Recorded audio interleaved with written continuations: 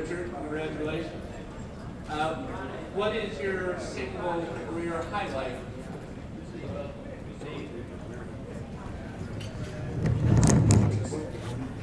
This mic. Am I on? All right. Yeah. Single career highlight. Just like, I mean, to be inducted into the Hall of Fame, obviously you have a lot of highlights, just like this man here, a lot of highlights with all of these great guys that I'm next to now. But obviously for me, it's the ultimate team deal, and it's, winning Super Bowls. I definitely say that's definitely at the top of my list. But, also for me, I'm often asked a question sort of similar to that, but I would also say is I'm extremely proud that I never compromised throughout my years of who I was and what I stood for on any team. So, personally, that means a lot to me as well. Thank you. Let me stay on track here. How you guys doing? All right, now, Bruce is supposed to ask you a question.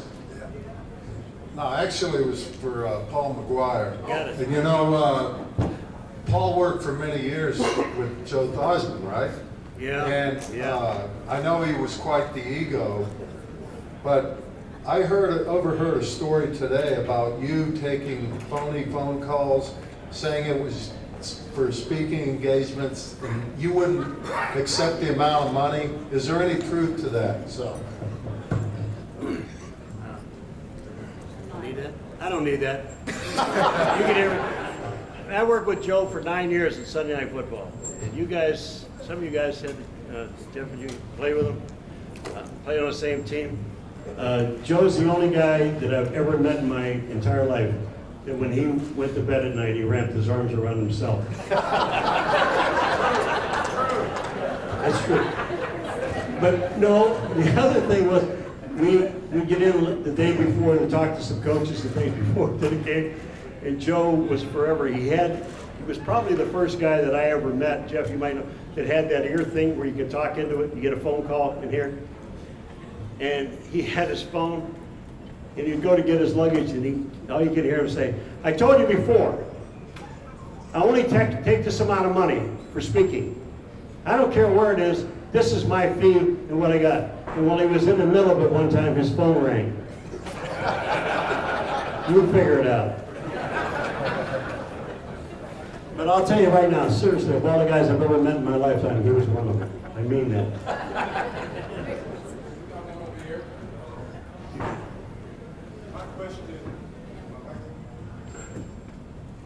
My question is to each of the inductees, can you relate to us a play that you wish you had back in a game that you disappointed the team or you disappointed yourself, and if you had that, that haunts you to this day? This is to each player. I can say, me personally, each play I didn't play. When I got hurt and I went on the damn field, that's every play that I hurt me. Because I like to be on the play and I like to play. So whenever I wasn't on the field doing what I had to do, and I'm putting everybody who ever played a snap, if you sitting there watching, that's what y'all call fans. Oh, y'all do this. In church they had fans. We did. The girls had shirts and the guys sitting there and we had burners. So I got to be on the field and I had to play. So all the plays I missed are the ones I wasn't on the field. I don't know about everybody else, but me, all the other players, when I'm playing, I'm going to get there, baby. You know what I'm talking about?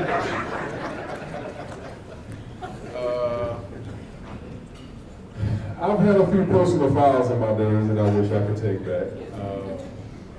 But outside of that, I mean, I don't really want to take back too much, because I think that really, if you take something back, what do you really learn at the end of the day? So I think, even through some trials, I think it's a lot to be learned, and that's what growth really is at the end of the day. Yeah, my brother Clay beat me for a sack and sacked one man, but I thought if I had to give up a sack, may as well beat to my brother, so it wasn't all that. I'm not going to take that back.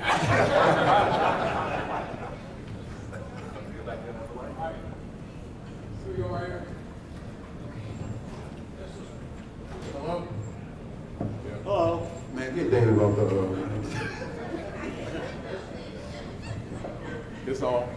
Mr. Roberts. I've never disappointed myself. I had the opportunity to coach John Abraham, and everybody talked about love. He was the most hated guy in South Carolina. That year, I coached on offense, and Coach Holtz had a habit of long practice.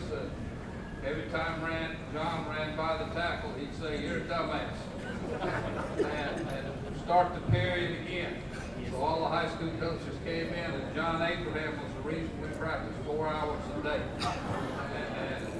And fast forward, the next year after we beat Ohio State, the same offensive lineman came in and said,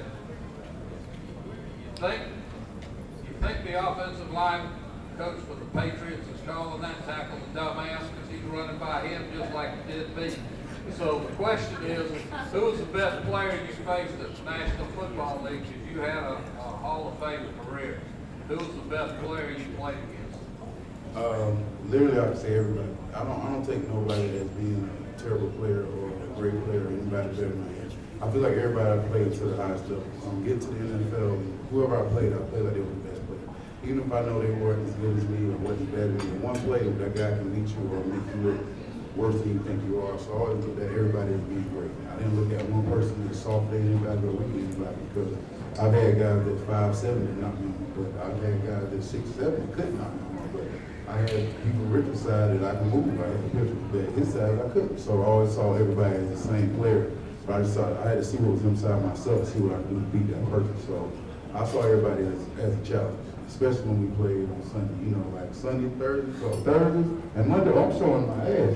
But the other days, though, you know, it was kind of like we was playing. But I always saw everybody at the same level because I was on the same field at the same time. Can I just ask a question to Mason? You know, here's a guy that's going into the National Football League. What? Here we go.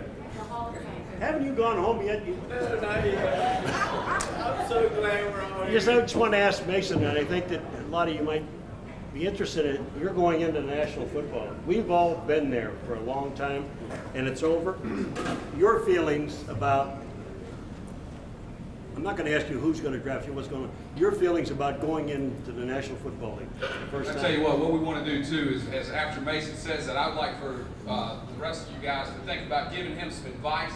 He's going to be drafted next week, and so, you know, what you perhaps would have liked to have heard. And I know Nick Eason just got through with coaching and scouting in the Titans, so I'm going to include you in that process. So Mason, please answer that question, and then if the rest of you would answer that, and then that'll conclude the season. Yeah, I'd love to hear their 2 cents about what they would love to see in a rookie who comes into any organization, the way they want them to act, what they would love to see from a rookie, not to be obviously too loud too early, but you know what they, as far as what they want to see from their work ethic, you know, how they attack the weight room, how they their note taking, responsibilities in meeting rooms, and just kind of give you a little glimpse of what that looks like. Be a bomb nose. That's all I can say.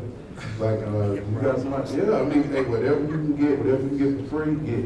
Like, you got a guy, hey, I'm telling you, hey, look, whoever gonna be starting at that position you start at, I mean, drain them, man. Be a leech, get everything. Hey, Brian Cox, I was, every time Brian Cox was somewhere, I was right here. He eats something, I want to eat what he ate. He went this way, and he wore that, I wore that. Find somebody successful in that position you're at, or even somebody successful might be on the other side of the ball, and feed off them, because this free knowledge. Like, you know, you get paid to do your job. It's your job. Do it easy.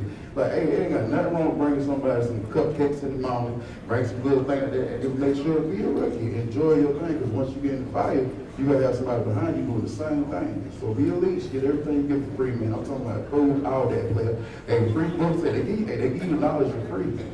So get that, and then you get it. I'm telling you, that's the easiest thing I can say perfectly to me. That's what I did.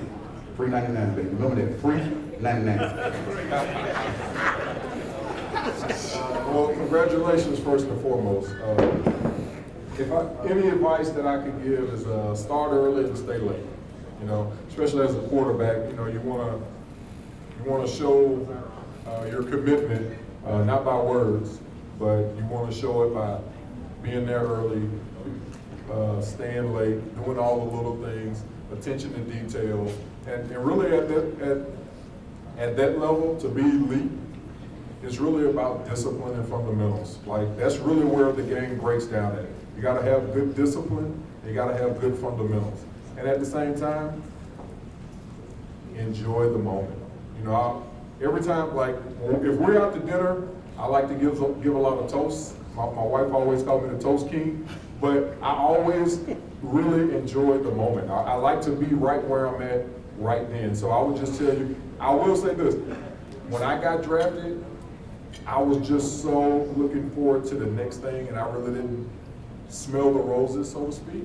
But, you know, because it's always about the next thing. You know, you can never remain complacent at all. It's always about, and it's a what have you done or relate to business. So, you know, just enjoy it.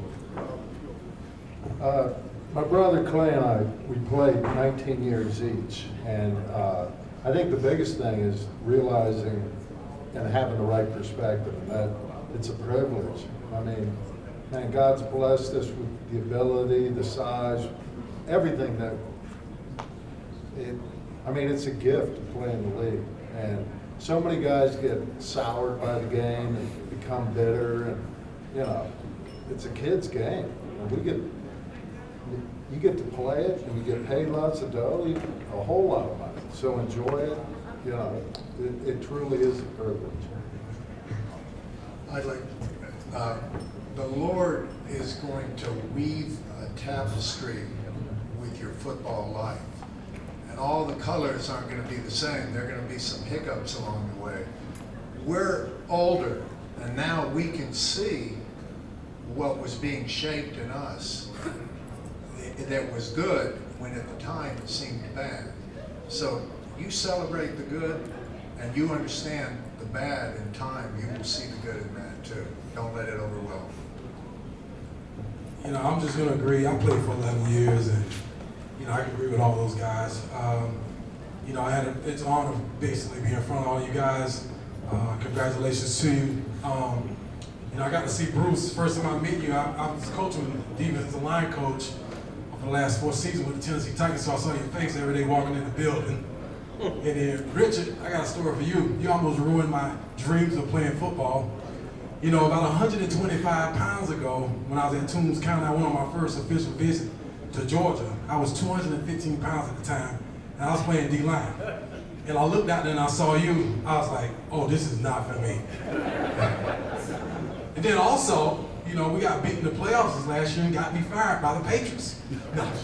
But no, man, congratulations. I really admire the way that you play, man.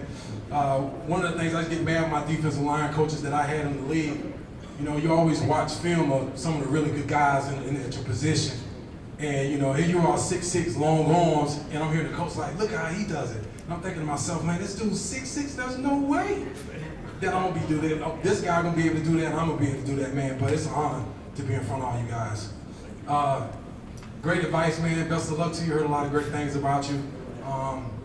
They talked about already. Be a great note taker. Have you taken any visits? Dress like a pro. They evaluate that as well when you walk in the building. Just for being a defensive line coach, and we always evaluate how guys look, how they carry themselves, man. And you'll do well. You know, 19 years is a long time. You know, if you got somebody like that blocking for you, you'll play a long time. So I'm gonna turn it over to Will. All right, how about another round of applause for all of our inductees tonight? What a fantastic evening.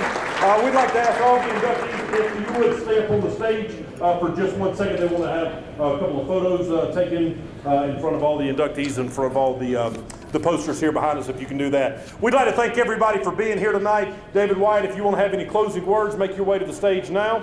But we just want to thank everybody for participating. Thank you to Hales Jewelers for being another year being our title sponsor. Thanks for everyone that participated in the silent auction, and congratulations once again to the 2018 South Carolina Football Hall of Fame class. Drive safely. God bless.